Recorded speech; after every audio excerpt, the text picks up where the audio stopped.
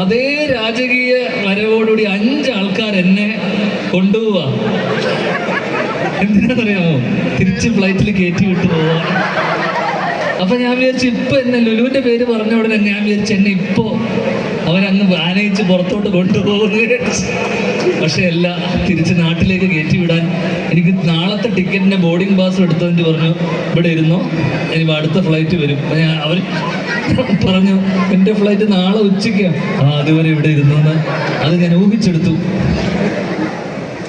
അത് കഴിഞ്ഞപ്പോൾ എന്തോ ദൈവാദിനം കൊണ്ട് ഇവർ വീണ്ടും, ഇതൊക്കെ ഓർമ്മയില്ലേ? അങ്ങനെ ഈ ഇരിക്കുന്ന ചേട്ടൻ വിൻസേട്ടൻ ഇടക്കിടക്ക് എന്നെ ഫോൺ വിളിക്കും. ഫോൺ വിളിച്ചിട്ട് എന്നോട് പറയും ടെൻഷനാവണ്ട കേട്ടോ, ടെൻഷനാവല്ലേ, കുഴപ്പമില്ല, ടെൻഷനാവില്ല. ഞാൻ അവിടെ ഇരുന്നപ്പോൾ നാളത്തെ ഫ്ലൈറ്റിൽ യാത്ര ചെയ്യാനുള്ള ഇവിടെ ഒരു ജോലി ചെയ്യുന്ന, മൈനിങ്ങിലൊക്കെ ജോലി ചെയ്യുന്ന 2-3 സുഹൃത്തുക്കള് അവര് എൻ്റെ അടുത്ത് പറഞ്ഞു എന്തിനാ ഇവിടെ തിരിച്ചറിയാ, ഇവിടെ ഒന്നുമില്ല, എന്തിനാ ഇവിടെ ഇറങ്ങിയിട്ട്, നമുക്ക് ലോഞ്ചിൽ കയറി നമുക്കൊന്ന് ചില്ല് ചെയ്യാന്നിട്ട്. ഞാൻ പറഞ്ഞു ഞാനൊരു പരിപാടിക്ക് വന്നതാ സഹോദരം, നീ പോണ്ടേന്ന് പറഞ്ഞു. അതിനിടയിൽ ചേട്ടൻ പിന്നെയും വിളിക്കും ടെൻഷനുണ്ട് കേട്ടോ, പേടിക്കല്ലേ. നീ സത്യം പറഞ്ഞ ഒരു ടെൻഷനും ഇല്ലായിരുന്നു. എന്തോ ഒരു ദൈവഭാഗ്യം, ഏതോ ഒരാൾ വന്ന് എന്നെ വിളിച്ചുകൊണ്ട് വരുന്നു. അതിനിടയിൽ വിസ എടുത്തു നമ്മൾ. അങ്ങനെയാണ് നിങ്ങളെല്ലാവരെയും ഇത്രയും കടമ്പകൾ കടന്ന് നിങ്ങളെല്ലാവരെയും കാണാൻ സാധിച്ചത്. അതിൽ തന്നെ ഒരുപാട് സന്തോഷം.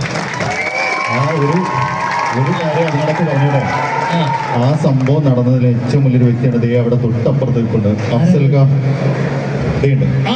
നിങ്ങൾ ചേട്ടനാണ് എന്നെ ആ ഒരു ഒരാളായിരുന്നു നമുക്ക് വേണ്ടിട്ട് ഒറ്റ വിളിയില് തോന്നി ഇവൻ ഏതാ, ഇവനാരാ, അങ്ങനെയൊക്കെ ആയിരിക്കണം. അല്ലാതെ എന്തെങ്കിലും കണ്ടിട്ട് സിനിമ എല്ലാം കണ്ടിട്ടുണ്ടോ?